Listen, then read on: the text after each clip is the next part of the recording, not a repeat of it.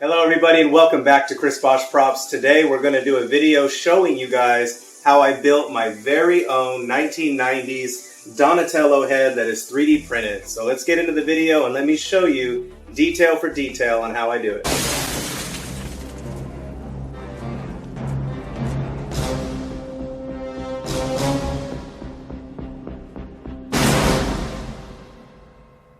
So the first thing you guys are going to need is, of course, a 3D model of this Ninja Turtle head, which I will link below for you to download. And once you get that model, you go ahead and print it out. This is printed out at full scale. And after that, you need to add a few coats of filler primer. The filler primer I use is Duplicolor filler primer. Great stuff. Thankfully, this model comes textured, which hides a lot of the print lines, but you're still going to need to add a couple coats of your filler primer, whatever it is. Do a light sanding, and then at this point, the only thing I really need to correct is under the lip there where the support areas were. We're going to go ahead and add some red spot putty to that, and then after that, we pretty much should be ready for paint. So let's get into it. Gonna pour a little bit in this Dixie cup here. I'm not gonna need a whole lot. That's probably good. Lacquer thinner or acetone would work just fine. This is just what I have on hand right now. See, I just mixed a tiny bit in there. Alright, so we're gonna correct some of this under the lips. It's really not that big of a deal. It probably could have been left, but I might as well just do it. See? Just use that, fill that in. I'm just looking for good enough. You know the fun thing about 3D printing is you could just always print another one. It's that cheap. This took one roll of filament. I get my filament for about, I'd say 12 bucks. To 14 bucks. He kind of looks like the Turtle Joker.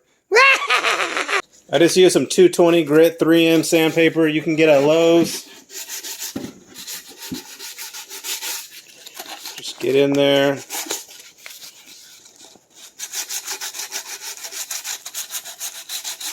Give it a nice little sanding.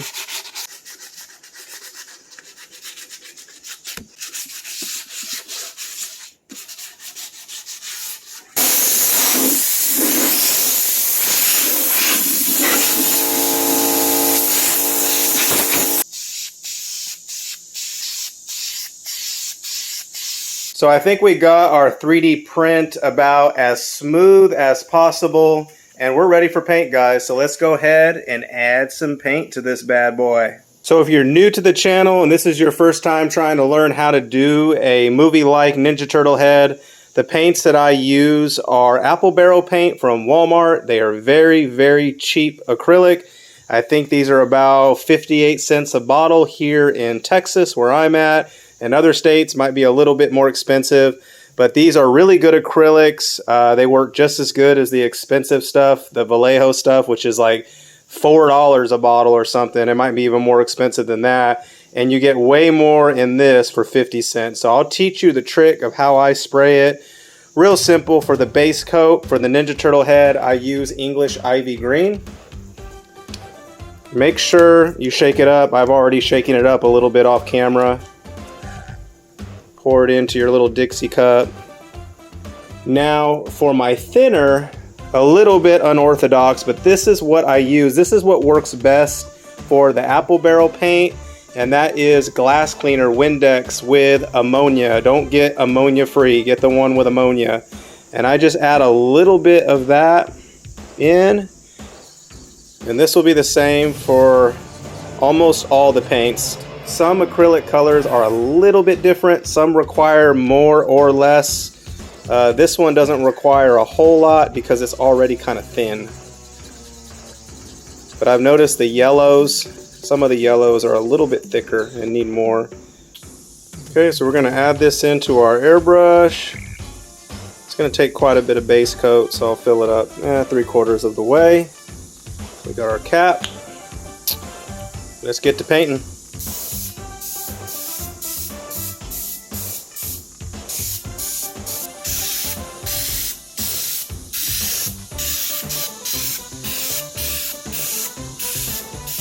So this is how he'll look after your first base coat.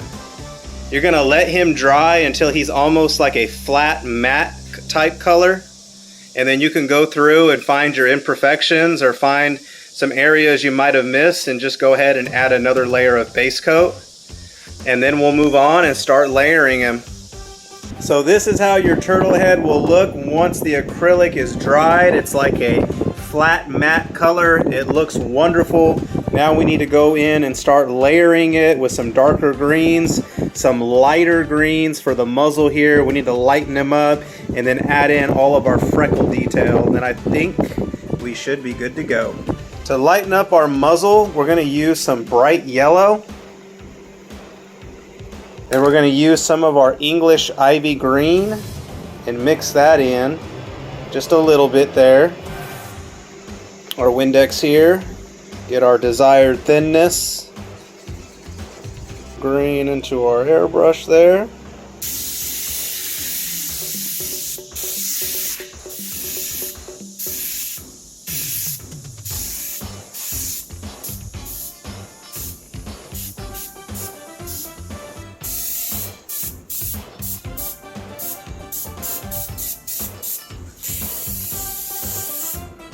So you kind of see what I'm doing there by lightening that muzzle up just a little bit. Just gives it some layering. It gives it some realism when you add these type of layers to it. So now that we got our lighter green, our base coat, we're gonna add some freckles and some darker accents. We're gonna start with some jet black. Just a little bit of black there, and then we're going to add in some of our English ivy green again. Add in some Windex to thin it out. To our airbrush.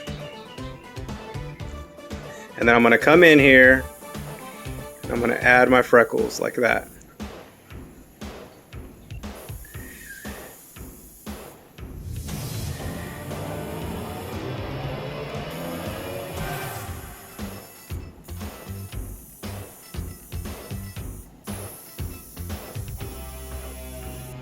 Got a lot of freckles, different sizes, different darknesses.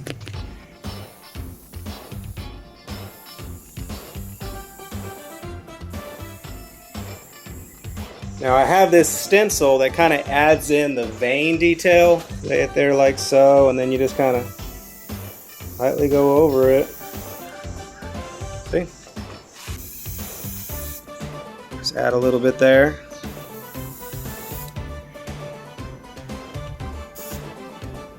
There we go. We're going to add in some nutmeg brown. I've already kind of started it a little bit. And then we're going to add in a little bit of light mocha. This is just for the light freckle detail. That's probably good.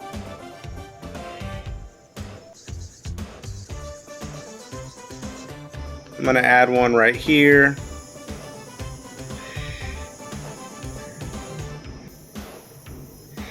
I go ahead and use some of my existing colors that I've already mixed up to airbrush.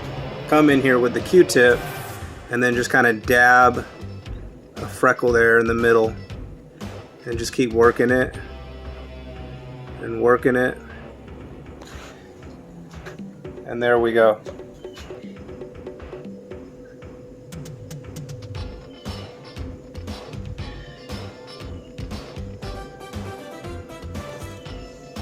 So I think we got the freckle detail kind of where I want it. I'm going to add in some browns now just to kind of dirty him up like he's been fighting with the shredder. Just going to use some nutmeg brown. Don't need a lot of it.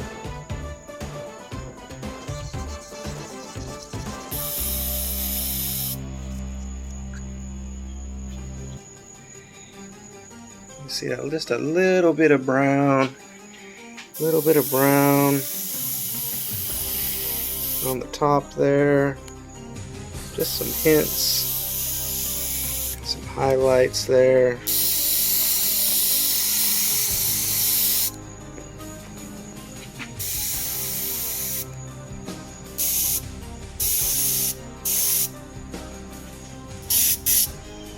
That looks good. We are going to finish this paint job with an acrylic sealer. You have to seal your acrylic when it's finished.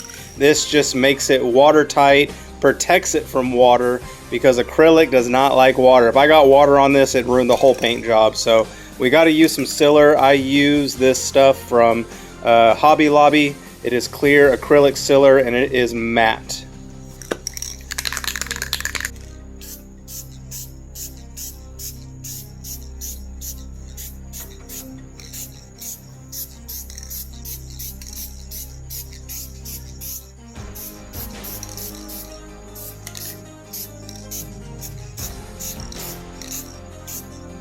For the eyes of the turtle, these are just printed on the Bamboo P1S. All I'm going to do, very easy, is just put a coat of 1K clear, a pretty heavy coat, on these eyes. It kind of gives it a yellow tint and a gloss and makes them look a whole lot more realistic.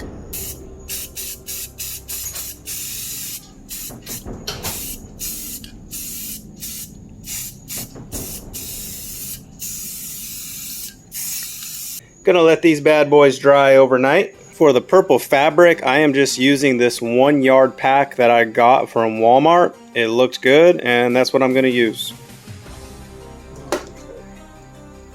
So to glue the bandana on, we are going to use Aleena's tacky glue, and we're just gonna kind of brush it on. You always want to start with the eyes, because if you don't start with the eyes, it kind of just throws everything off. And the way that it compresses onto the bandana, it just won't work right.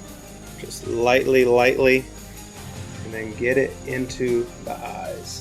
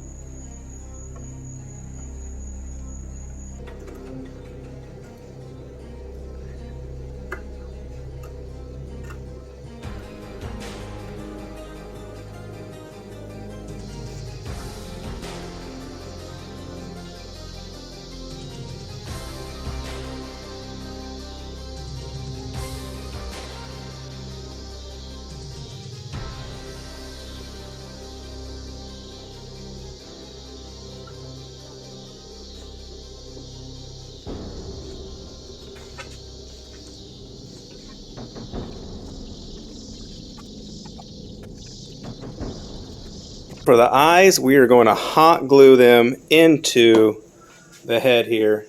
You can see the eye points. I'm going to try to get this on video for you. It's going to be kind of difficult. Put your hot glue gun in there.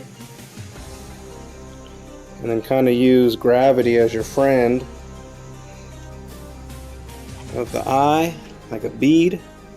Let gravity kind of work for you. And then center the eye up. I'm going to put some here on the top of the eye and let gravity do its work again.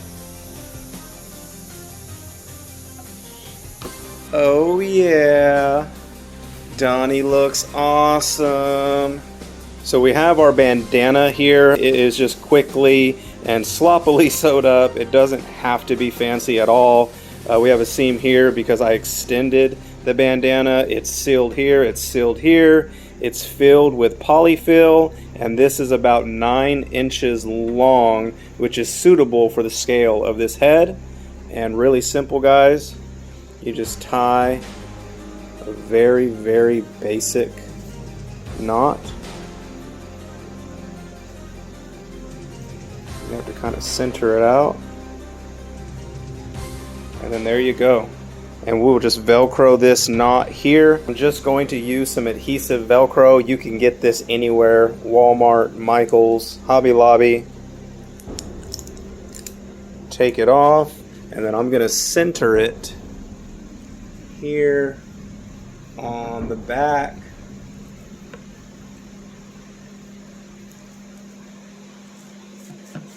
Let's add on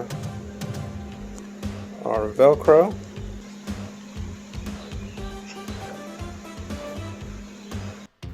Donatello is finally finished, guys. All the tedious, meticulous work, and I couldn't be more happy. I think he turned out absolutely phenomenal. And if you guys didn't know, Donatello is actually my favorite Ninja Turtle growing up. Even though when I built my full-scale turtle, I did Raphael, which in actuality, Raphael is my second favorite Ninja Turtle. But since he was a loner, I thought it would be more appropriate to just build the whole body for him. But with this head, I could always swap it out. I would have to build a new belt and 3D print his bow. But now that I have the body, I could just swap out heads as I see fit. And wow, it's really a dream come true, another dream come true. I would have never thought in a million years as a kid that I would be able to own these movie props as I got older. And this is, again, guys, I've said it a million times, why 3D printing is so amazing. So this turtle head maybe cost me around $50. I already have a 3D printer, an airbrush, and a compressor, so you might have to factor that into your cost. But if you already have those, it was only about 50 bucks. And here I'm just showing you guys a side-by-side comparison of my Raphael with my newly added Donatello. So that's it for the video. I hope you enjoyed it. I hope it was educational and it will help you with your future builds. So thank you guys for watching, and we're on to the next video.